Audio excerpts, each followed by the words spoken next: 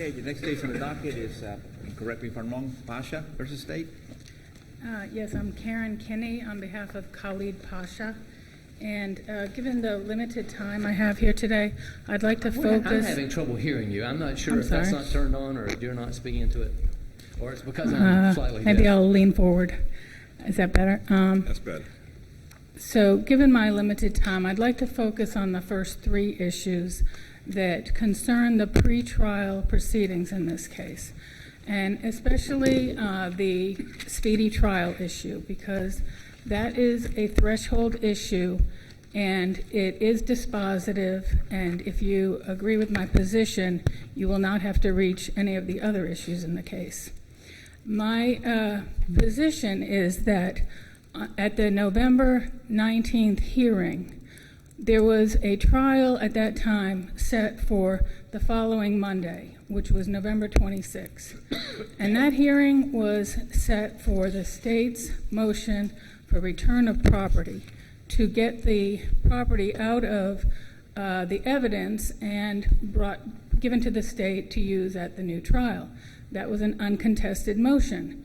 But the judge took over that hearing by offering Mr. Pasha a chance to relitigate his prior motions, and that included his motions to suppress. And when she did that, she violated his right to due process because she conditioned her offer on his giving up his right to self-representation. I'm really, that argument just flies right over me.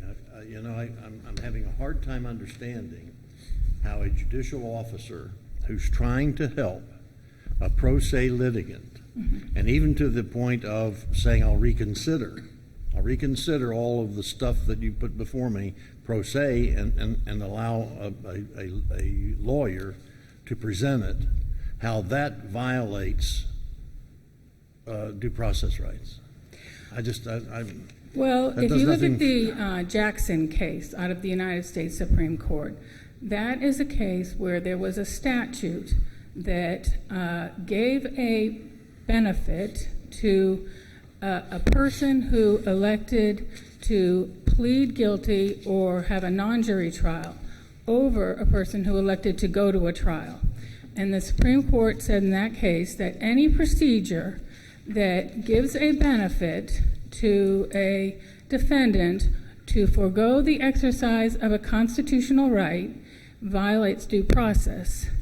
And that is what... More like what's operative there is that it's really a penalty on exercising the constitutional right. Whereas here, I just don't see how you look at this as a penalty on exercising his right.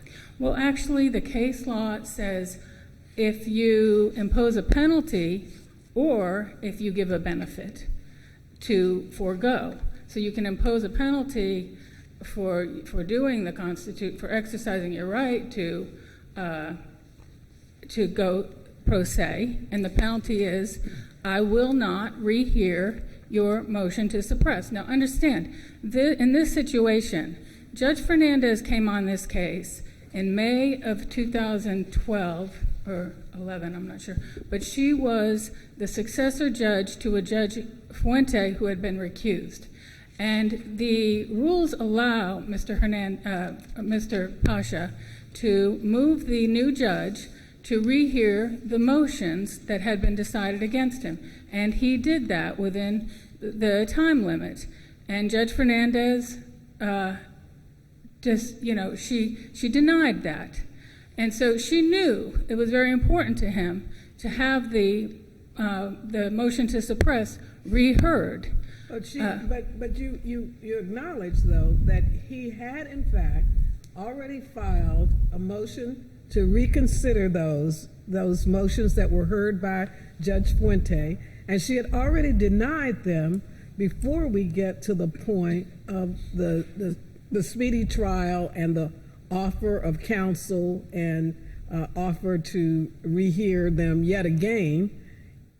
Filed by counsel. She never reheard his motions. She denied the motion to reconsider them, right? Correct. Okay. So in June, she had denied his motions for rehearing, and she entered an order saying that Judge Fuente had adequately addressed these motions. I will not rehear them. Now, we get to a week before the trial, and she tells him, I will rehear your motions, but that will be conditioned on you giving up your right to self-representation, and that will be conditioned on you withdrawing your demand for speedy trial. So So he did not want to do that because he had Mr. Hernandez there, who he had been insisting had a conflict. He didn't even want him as standby counsel.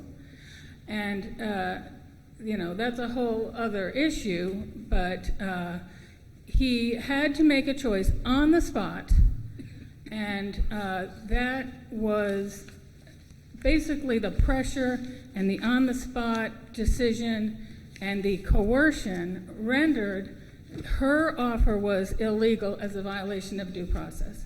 And I also cited a case out of the California Supreme Court that discusses the federal law on the due process violation. It's, California Supreme Court, it's Collins. That is refraining from the exercise of the constitutional right. The offer itself was a FRERETA violation. And the irony is that this case went back on a FRERETA violation. And now we have the judge coercing him to give up his right to self-representation in exchange for a procedural benefit. And so he ultimately decided not to. He initially said, okay, I'll do that. And then he decides not to. He says, no, I want to continue to represent myself, right? Right. So at the hearing where the offer was made, he twice said no. And then the third time, she said, we're going to take a recess. I want you to think about this some more. They came back. He agreed. Now, he went back to jail and thought about this some more, and then he wrote his motions, a motion to go pro se and a motion to be heard, and in that he states the problem with the offer. He says, and so what happens then? So that's about 17 hours, and then what happens? So we get to the hearing that is held like maybe 2 weeks later. That was the hearing of December 7th, I believe. And she says, okay, we're going to hear your motions, and I will allow you to be pro se again.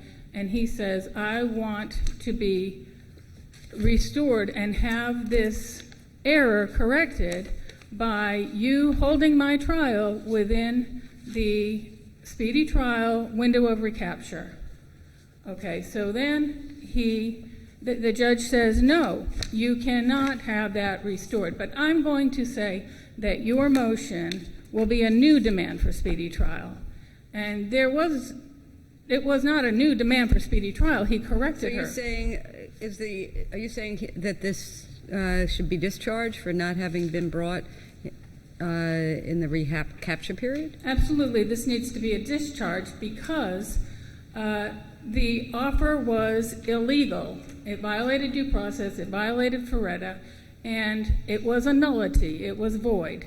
The acceptance of it. He rescinded his agreement to the offer, and then he filed a notice of expiration of speedy trial time on December 17th.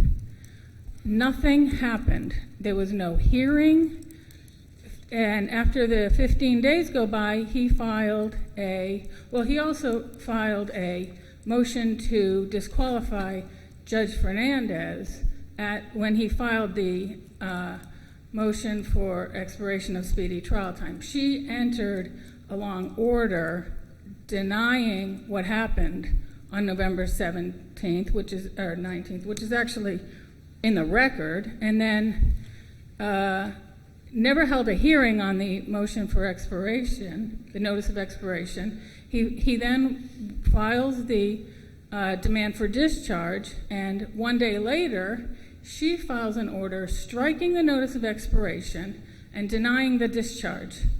And I don't believe she had jurisdiction to do that because there is a procedure. All right, so then what happens? Then he re-asks for speedy trial? He says, I want to get to trial. I thought you said then he filed a new notice. He never filed a new notice. There's only one demand for speedy trial in this record. That's on October 24th, 2011, I guess. or no, 12. But he had the opportunity, once he was represented, everything else started again. In other words, he could have asked for this, his trial to be speedily conducted, right? This issue concerns his demand for speedy trial on October 24th. I got you. But you can't, there's nothing after that that you could rely on. No, because, when he went to the hearing where the judge said, where he said, I'm not agreeing to that deal, I want my speedy trial, she said, well, okay, so you're making a new demand today, and so we're going to have speedy trial within that new demand period. So they say, let's set the trial for January 14th, and that's when the trial started. And she was doing that by her own ruling that he had filed a new demand, but that never happened. So all he ever said was, I want the speedy trial that I demanded on October 24th. You hoodwinked me. He was correct. And I think you should look at the Landry case, because in that case, that was 20 years ago, 1995, this court ruled that a trial judge's order that dismissed or denied a demand for speedy trial was not authorized under the rule, and it was in fact a nullity. So when it's similar to this case, because the judge and the state proceeded under the understanding that he couldn't get a speedy trial because the judge had denied his demand. Well, this court... Well, wait a minute. Was that really a denial of a demand? It seems to me that what happened was that the trial judge said, when he decided he wasn't going to do the deal, and then he says he wants his speedy trial, that she interpreted that, or at least it said that, was a new demand and gave him a trial date within that new demand time, correct? You're talking about in this case? Yes. Okay. In this case, right, when he filed the motion to be heard that specifically says, I was hoodwinked, I'm withdrawing what I assented to on the November 19th hearing. So I want you to give me my speedy trial. You will have... They had time because it hadn't expired. The 50 days hadn't expired, and they would still have the window of recapture. They go in front of her on November 7th, and she says, you don't get to do that because you asked for an attorney. And he said, actually, no, I didn't. You pushed him off on me. So she said, well, the record will reflect what happened on November 19th. And I think that the record does reflect that his version is correct, and that was a due process violation. What the judge did there was a nullity, and so the speedy trial demand period continues to run. So when he files his notice of expiration, he has a right to be discharged when they don't even hold a hearing on it, and 15 days later, the speedy trial window of recapture has closed, and nobody did anything. So the trial judge entered an order striking his notice of expiration, which she had no right to do, because I've seen cases that say they lose jurisdiction when nothing happens and the window of recapture closes. So, What about the continuance on November 19th? Well, that's the state's position, that November 19th was a continuance. And Why is that wrong? that's wrong because if you look at what happened on November 19th, he didn't ask for a continuance. He wanted his trial to start the following Monday. The judge gives him an illegal offer. She says, I will, Okay, this goes back to what you were arguing at the beginning. right, and this is what the state is saying, and the trial judge took the position that you took a continuance on November 19th. And I'm saying that's wrong, because he was given an illegal offer that violated FREDA, violated due process. But if we reject that, then this argument about speedy trial goes away. Right. Okay. If you think that this was a valid continuance, then I lose. But I'm saying that was On that point, anyway. Let me ask this question. The time is running short, and I really would like to hear you argue or discuss the whole issue of alibi. Are you prepared to go with that? That's fine. Can you explain that to us? Mr. Pasha testified that he was not present at the scene of the murders because he was up the road. And after he testified, he requested the standard alibi instruction. The state objected to it, and the state said he did not file a notice of alibi, and the facts will not support an alibi. On the facts, could you tell me how far up the road he said he was? He says that his wife dropped him off on the west end of Seedling Circle, and he walked down later when she didn't come back. So the record really doesn't reflect the actual distance. Is there something about being left there to receive a signal from where his wife was going to go? Yeah, well, So it was she within was sight. she was gonna signal him. She was gonna come back and pick him up, but she was gonna signal him if she had trouble. So he was there So he would be within sight. That, if I'm Well, understanding it I correctly, mean- and correct me if I'm wrong, but so he would be within sight of where she was so she could signal him.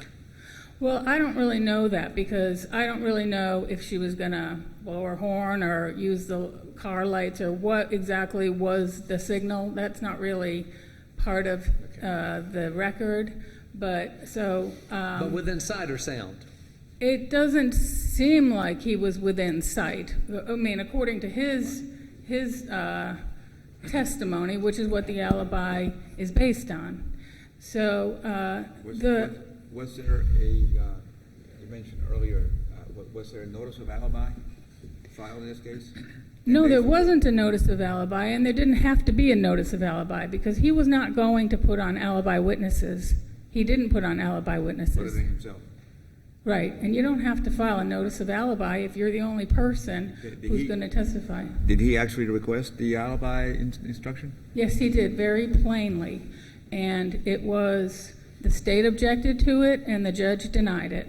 And that is reversible error. I Well, don't let think me you ask can you dispute about that. how this fits in with just the kind of the general concept of an alibi. And let me give a hypothetical.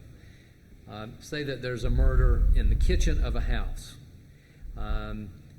Wife, 2 children are murdered in the kitchen of the house, found dead there. The husband comes into the sights of the authorities. His alibi, however, is that he was in the adjacent living room asleep on the couch. And he again is the sole witness to that. Does that really fit within what we would ordinarily conceive of as an alibi? Now, he has a factual defense based on his testimony. I understand that. The jury, and the jury's got to evaluate all that, and he gets a presumption of innocence and so on. But does that really fit what we think about when we think about an alibi defense, or isn't that really pushing the limits of what we would consider to be an Right. alibi? Well, And I would distinguish that from a claim that he's in the house next door, Okay. where there are people that say he was in the house next door. Well, I cited a case in my brief that is read it. The alibi is being made by a defendant who was in the same house. He was upstairs, and he was entitled to the alibi instruction because the proximity, how far away, doesn't matter. The question is, was he there present at the commission of the crime? And it's really a question But then about the again, burden of this proof. The question about the scope of there is subject to some disagreement, it seems. Now, I realize the case you've cited, but I think we could find other authority elsewhere that would reach a different conclusion if the defendant's claim is that he was in the house asleep as opposed to somewhere away from the site of the crime. So I understand your argument, and I know that you've got authority that tends to be supportive of it. Well, the alibi case law is about the jury being correctly instructed on the burden of proof. Well, Does the defendant have the burden to prove that he wasn't there, or does he's able to give an alibi defense, and he doesn't have to prove that he wasn't there? It's the state that has to prove that he was there. I understand that. And so when you switch it around and don't give the instruction, and then the state gives a closing argument that makes it sound like he had to prove beyond a reasonable doubt that he wasn't there. Did the state actually say that in the closing argument, or is that just kind of your extrapolation from an extrapolation of some comment the state was talking about reasonable doubt, and he said the defendant, raised something that may, cause some doubt, but then he's talking about this all in the context of reasonable doubt. So I would think that the jury would take that to mean that he didn't prove beyond a reasonable doubt that what he said was true. Well, of course, that's going to be the state's position. That the state's position is that they have proved their case beyond a reasonable doubt. So there's nothing remarkable about the state arguing along those lines, I don't think. The question, though, is, wasn't the jury instructed on reasonable doubt, given an extensive instruction on that? And isn't it all, and two-part question, isn't it also true that this alibi defense is not an affirmative defense?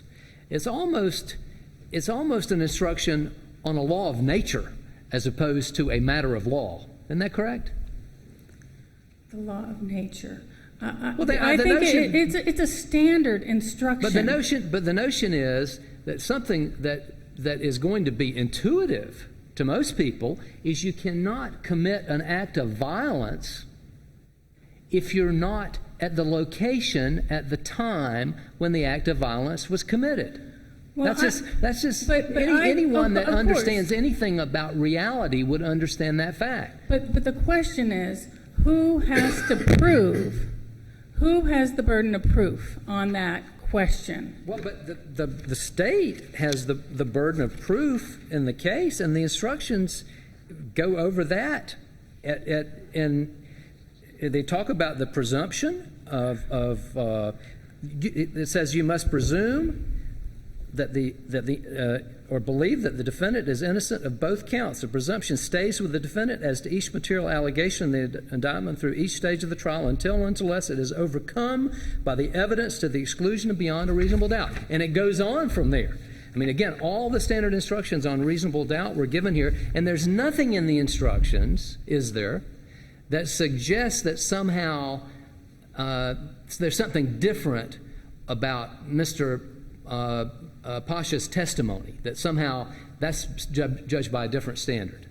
Well, I think that what you're saying is that there shouldn't be an alibi instruction. And I think that that's not correct, because this is one of the oldest instructions. I mean, this is something that the case law goes back to the beginning on getting that instruction is a right. Is it your position that the failure to give the alibi instruction, assuming it's an error, that it is not subject to harmless error analysis? I think it's now, I don't know how it could be subject to harmless error. I mean, it may be subject to harmless error analysis, but it's not going to be in this case. I haven't really thought about whether in other circumstances that could arise where you could say, well, that was harmless. I mean, I guess in almost anything you could do that. But here you have a situation. So you're not saying there's a per se reversal? I think there is a per se reversal based on the case law I've seen, but I'm really not really able to say right at this point that there wouldn't be some question. I mean, the case law I've seen says that if you don't get that instruction when you requested, you get a reversal in a new trial.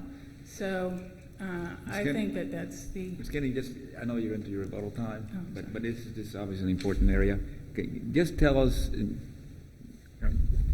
what exactly was the alibi? Where does he claim he was when this homicide took place? He claims that he was down the street. He was with his wife, and she dropped him off at the top of the road. And she said, I'm going to go down and meet somebody. And if there's any problem, I'll, signal you, or you just be here in case there's a problem. And so he doesn't say that he was within earshot or... What kind of problem are we talking about? Well, the testimony was that his wife was engaged in something illegal. And it's not really spelled out, but that's the testimony. And he didn't say exactly what it was, but he said that she wanted him there to be there in the area in case she needed some assistance.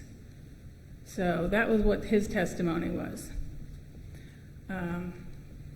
I will just save the remainder for rebuttal. Did the state argue when it was asked, it was requested, did the state argue he wasn't entitled to it because, what was their argument about why, since it's pretty clear he was entitled to it, that he wasn't entitled to it? The state's argument is basically wrong because what did they argue? That they he wasn't said entitled? Two things. The state said he didn't file an alibi notice, and they said that he didn't give an alibi. They said his testimony wouldn't support an alibi. Okay, and did the judge deny it based on that there was no notice given, or did the judge explain why? As I recall, the judge didn't say anything, just said it was denied. So I would also, I did want to talk about the... You might, again, we are quickly into your I just also wanted to say the motion to suppress is meritorious, and it should be looked at because the United States Supreme Court case of JL will support the motion to suppress because the police who stopped him did not have a reasonable suspicion of criminal activity when they did that. Thank you. Counsel? May it please the court, Blair Dickard, Assistant Attorney General on behalf of the state. In regards to issue 1, with this speedy demand, defendant filed the demand on October 22nd. We have a hearing on the demand. The trial court in no way put pressure on the defendant, didn't coerce the defendant. She was explaining the disadvantages and advantages of going forward with trial while he had outstanding motions. Here, as my opposing counsel concedes, we do not have a problem because there's no issue. He filed the demand. She heard the demand. She allows him to proceed with speedy. He then, just as you pointed out, Justice Parente, says, oh, I changed my mind now. This was a week before trial was supposed to start. He files the motion to be heard, and although it is entitled motion to be heard, in his first line where he's asking for relief, I want to point out that he does say, I'm demanding for speedy trial. But the unlike argument here really is that the trial judge's offer to him of, we want you to take, you need to take an attorney, and if you take an attorney, if you agree not to represent yourself, but have an attorney represent you, I will reconsider all of these motions that you filed. And so is the defendant's lawyer correct that there is case law that says you can't make that kind of offer to a defendant? No, she is not correct. What happened here is that defendant files this demand, for a speedy trial. Judge Fernandez goes through the course of an entire hearing explaining to him what that means. And that means that he is ready to proceed with trial. He argues with her over several pages of that argument. That was the original. Yeah, basically he was arguing that he could still, during that time period, proceed with whatever discovery and other things, motions that he had pending and all of that. Yeah. But then we get to the next hearing, and then what happens? At the November 7th hearing? Or there's a November 7th... Well, the hearing where the judge starts offering him about taking an attorney. Okay. At that hearing, I just wanted to put it in context because this is, this is the November 7th hearing, as I understand. This is November 7th hearing. He was scheduled for trial for November the 26th. And so on November the 7th, they have this hearing where she makes the first offer to him of an attorney, right? She makes an offer. He says, I don't want the offer. The Judge Fernandez says, are you ready to proceed? He says, yes. Judge Fernandez at that point is ready to go to trial. She sends out 200 summons to have jurors there and ready for voir dire. So then what happens on November 19th? On November 19th, they come in. He's still filing. And they came in pursuant to what? What? The state did file their motion to get the property from the first trial with the impression that they were proceeding to trial on November 26th. The trial judge here, which is Judge Fernandez, and the state clearly were ready and were under the impression we were going to trial. On November 19th, when the judge makes a comment, I just want to ensure that you have the best defense that you can. This is a capital case. As we know, he's taken inconsistent positions in front of both the trial court and this court as well. And she wants to make sure that he understands the differences. She's not making him any deal. It is clear on that record as well, and contrary to the position, is that his standby counsel makes it very clear that he will not be able to proceed with the trial that is set for November 26th if defendant elects to take a counsel. It is very clear. He says, I don't even think I have time until next summer. The defendant, it's not that the trial court said, you need to make a decision rashly. She says, I really want you to think about this. They take 2 times off the record. He confers with Hernandez twice and comes back and says, I'm going to proceed with counsel. That's not a constant, she's not taking away her offer to rehear all these motions. He had filed, motions about many things, but she had offered to rehear these motions, and that doesn't come into play at all?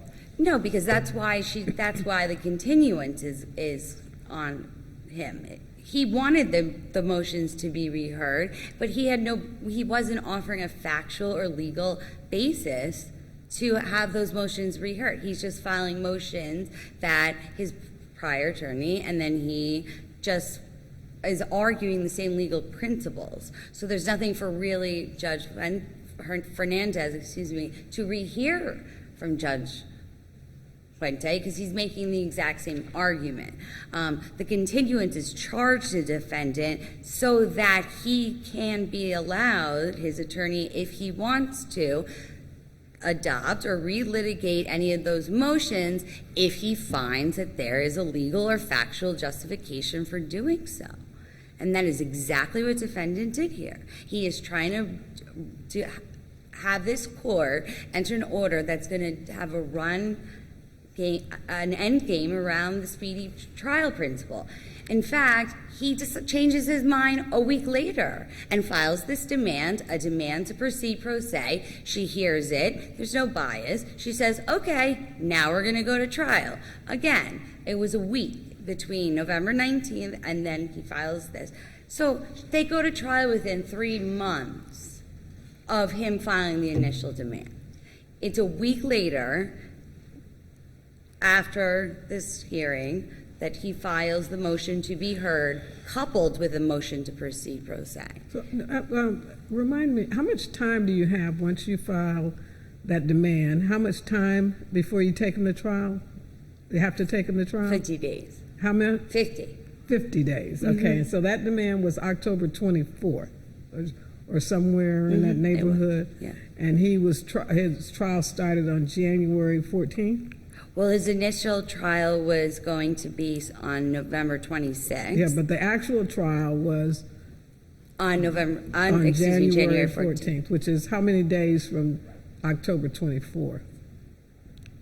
From October 20th. Beyond 50 days. What my opponent, right, and I think what you're trying to get at is saying that we're not in the demand period. But if you even take away the continuance, when he did that, we would still be in the demand period. We'd have a 25-day demand period, which would not end until December 24th. So that's when the 50-day period would have ended. And when he filed the notice of expiration on December 17th, that is exactly why it was premature. And there are case law, Brown says that when you file a notice of expiration that's premature, it is properly stricken. Let me ask this question. When a demand for speedy trial is filed, doesn't the rule require that a hearing be conducted within, 10 days, 7 days, to schedule matters and so on? Not in a situation like this where the demand for speedy was heard within the 5 days and the trial was set for January 14th. Okay. And that was it. I mean, she said, I'm setting the trial. I will see, and she didn't need to set the hearing for the expiration because it was in the 50 days. Well, wait, but from October 24th. From October 24th, then, right. See, I think chronologically, everything's getting confused. On October 24th, he files his original demand. The trial court hears it on October 30th, sets it for trial on November 26th. On November 7th, they come in. Defendant still is ready for the trial. On November 14th, on November 19th, they have this hearing where the defendant voluntarily elects to withdraw his demand for speedy and take the continuance so that an attorney can litigate it. It is very clear.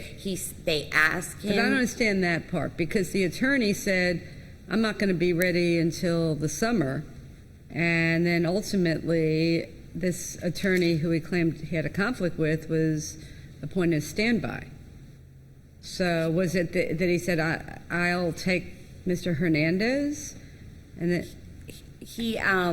and so how did it get set? Mr. Hernandez was standby at that time. But he was asking for full representation or standby?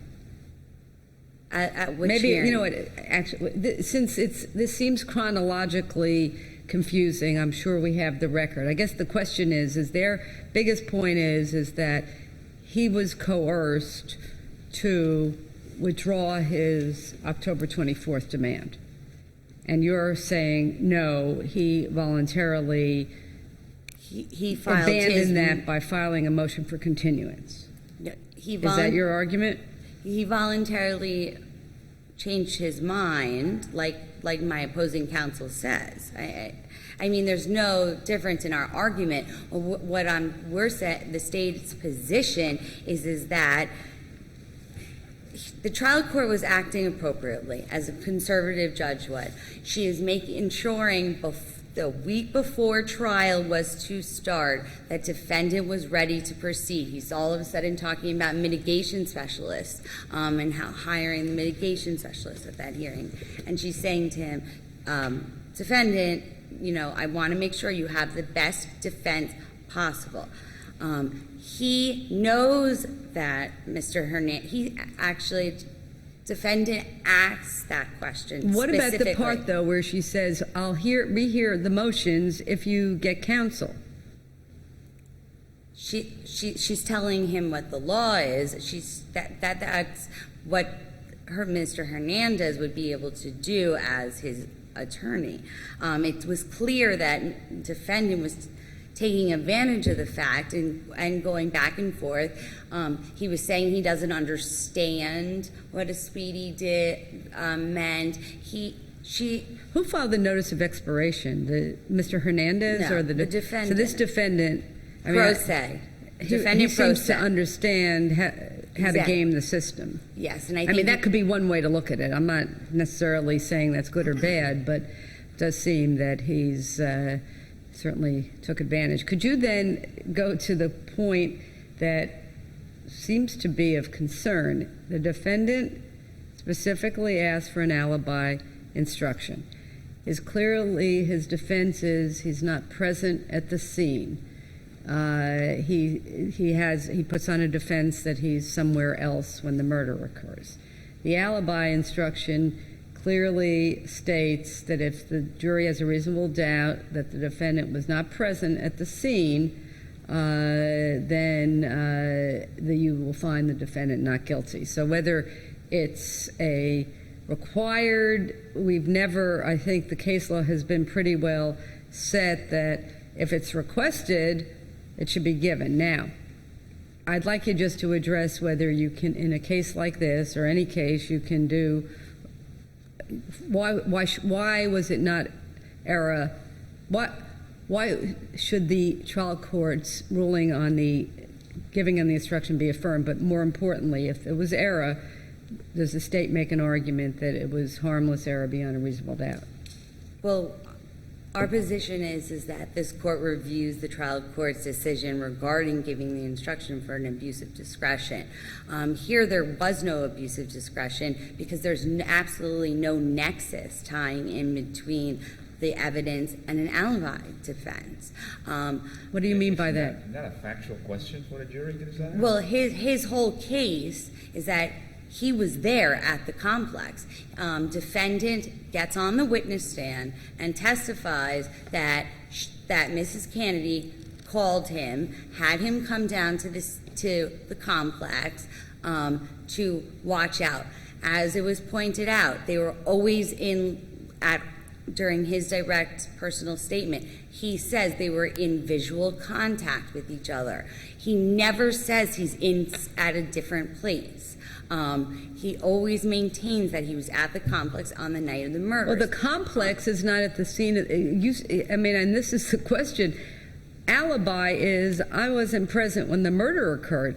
I know there's a case out of I don't know if it's the 4th District or whatever, that if they're in a next door apartment or they're not present. I don't know that you have to be is there a 20-mile rule or a 1-mile rule or a... Well, here... 300-yard rule? In this case, this court has not ruled on a definitive space of measurement, but certainly when the defendant is in the victim's car, we then have an eyewitness on now we're going to whether it's harmless, okay, because you got this is a retrial of a case. Right. You got a defendant that asked for an instruction that can't possibly harm the state in the judge giving it, yet the state argues against it. Now let's assume that it should have been given. Is there an argument? Are there cases that say that it's harmless, it can be harmless error beyond a reasonable doubt, that it's certainly not per se reversible? So let's just let's assume it should have been given. Well, in these circumstances, I don't think that it should have been given.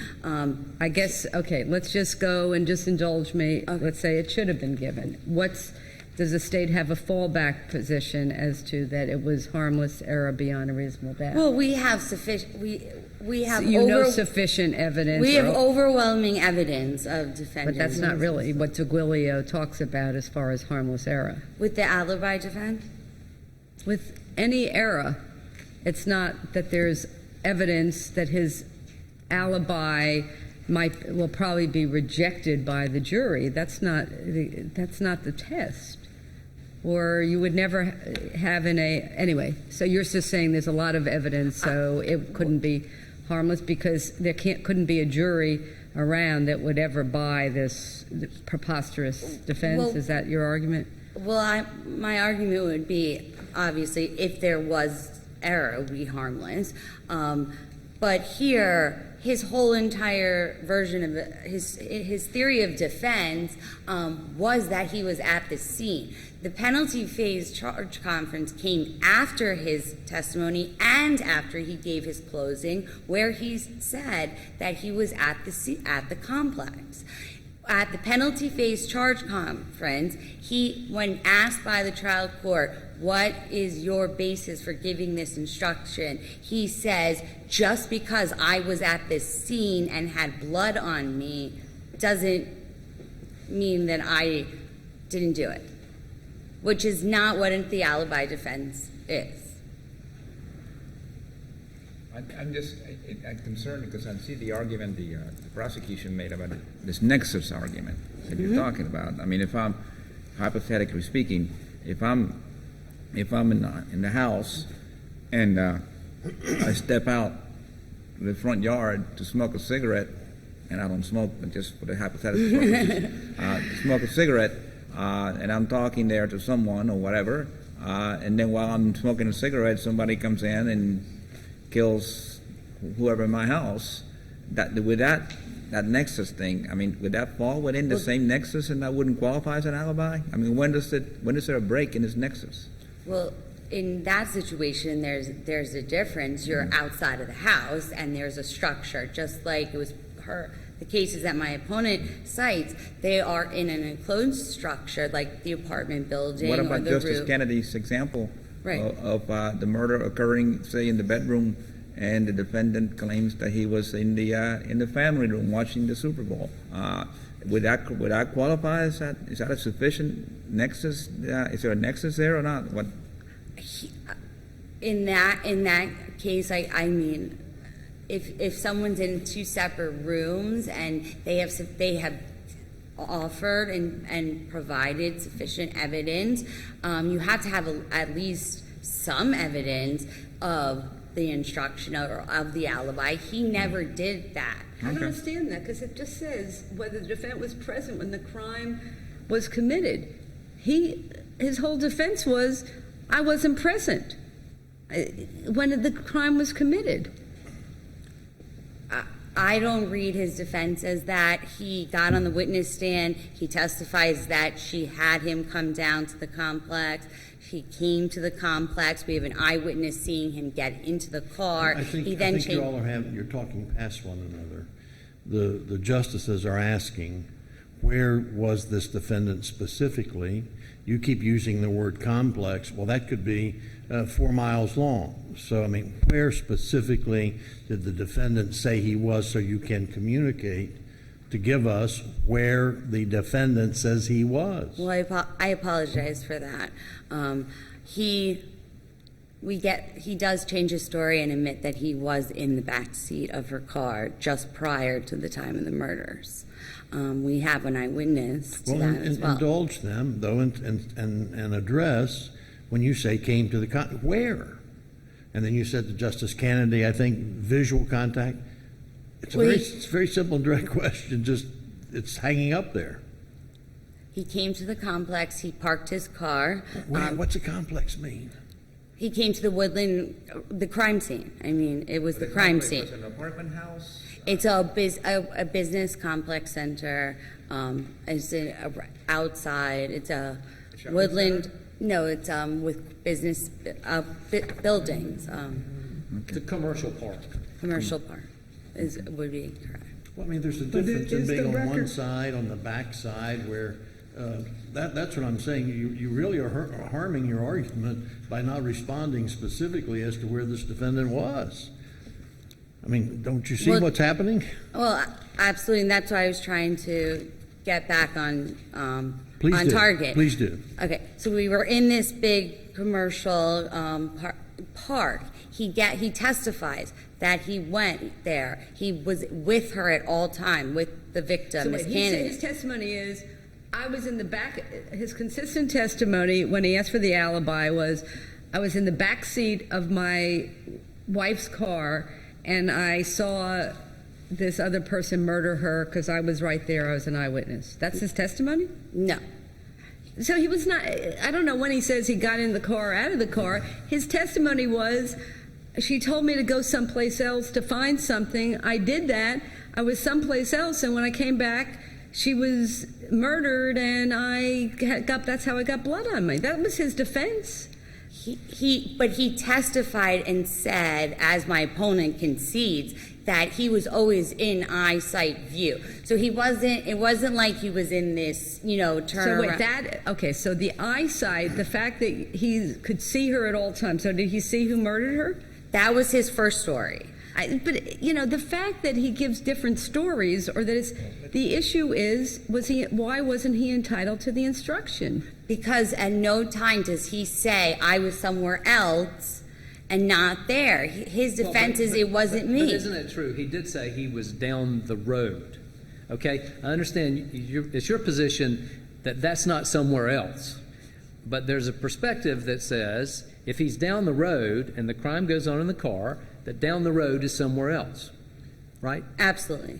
But then we also have conflicting testimony that says he's in the car. Well, that's conflicting testimony. But here's, if I can just somehow figure this out, this is a confusion. He says, and I'm trying to quote here, as I stood there for about 15, 20 minutes, I don't know how much time it was. I wasn't paying attention to exactly what time it was. I saw her walking back down to it, but I wasn't walking down the street for her. I walked back down the back part, down through the grassy area. When I came around the back way, when I came close to the cul-de-sac, I walked up and saw my wife, Robin, laying on the ground, and I ran to her. I looked at Renisha laying on the other side of her. I did not know if Renisha was shot or cut. I mean, it sounds to me like he's walking out his cul-de-sac and he wasn't there. I mean, it's obviously counsel could have extracted better testimony if he was directing the testimony, but that was his personal statement, and on cross to that statement, he admits that this claim was false, and he testified that he was in the car with them. So there was no evidence. So there was no evidence at all establishing that he's in a different location, somewhere else, when the crimes were committed. It sounds here like he was. He just came around the cul-de-sac, and came across a grassy area, and he saw them laying on the grass. I mean, that may all be in one spot, but it's hard for us to visualize that. It sounds like he was in a different place, and he was, at least at one point in time, in a place where he couldn't see them. And when he came around, then he saw the one laying down and the other one across the street. Well, that's if you believe his. Well, that's what the jury. That his direct testimony on cross, he changes the story. But that's for the jury to decide. You don't just not give an instruction just because he gives conflicting stories. I mean, I don't know. Maybe I'm wrong. No, I'm not saying you don't give the instruction if there's conflicting stories. I'm saying the trial court did not abuse its discretion here in not giving an alibi instruction because there was not enough evidence tying him to being somewhere else. There was no evidence. That was not his theory of defense. He all of a sudden came up with it at the end. He offered his own instructions on burden of proof, and the trial court accepted that prior. He just came up with this. Let me ask you this, just so I'm clear. You mentioned earlier, when was this request for this alibi instruction made? Was that, you said, during the penalty phase? No, this was during the charge conference, but this came On the guilt phase? On the guilt phase, Okay. after he testified, after he was cross-examined, and after both the state and him gave their closings. Well, okay, so when did it, so the judge had already conducted the charge conference and closing, because in my experience, the charge conference is always done before closing argument. Right. So you know what to argue to the jury as far as Well, the law. that's why the state said, So when did he request this? After the closing argument?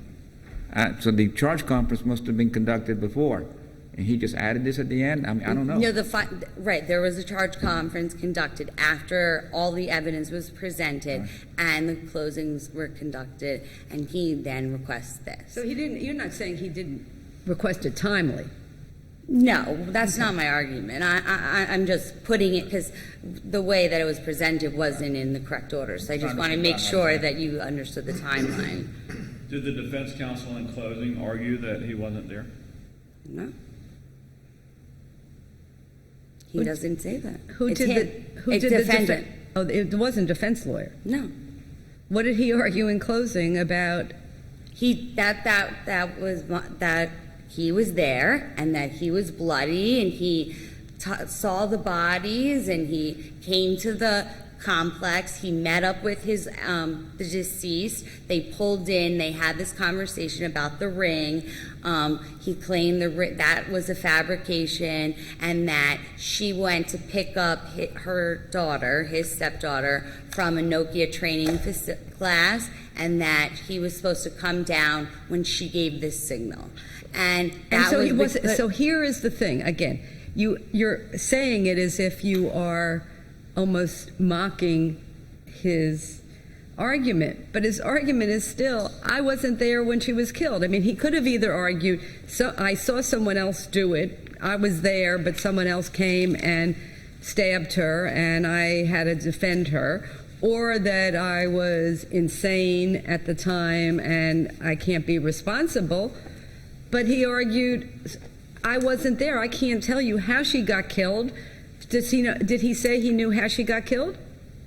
He picks up the murder weapon. He says that he saw holes in their bodies. He disputes that he killed them, but he's not saying he was somewhere else. That is not what he's saying. He was always in, at the very most, he was in visual eye. But doesn't he say that he comes and finds the bodies? I mean, he says that, doesn't he? He says that on direct, in his personal statement, that And he in finds. closing, I mean, Justice Polson asked you what he said in closing. Did he say in closing, I was in the car with her when she got killed, but I closed my eyes, I didn't see who it was? He doesn't address that, no. In his closing. He does not address that. He says he found the bodies. He doesn't tell the police. He does that. That's his he has a gap. He doesn't address that part. So I can't speculate on what the defendant was thinking. The defendant did, though, admit that he was in the car just prior to the murders. We cannot on cross get him to admit that he killed the victims, but we can get him to at least the point where immediately preceding the murder, he's in their car. We have an eyewitness to that. We have 2 eyewitnesses who saw him running around the park, covered in blood, with a shiny object,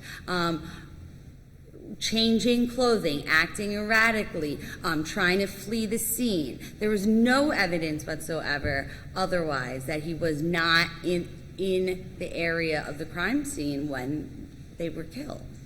Okay. So there's no nexus. Your time is up. Okay, thank you. That's David asks to affirm.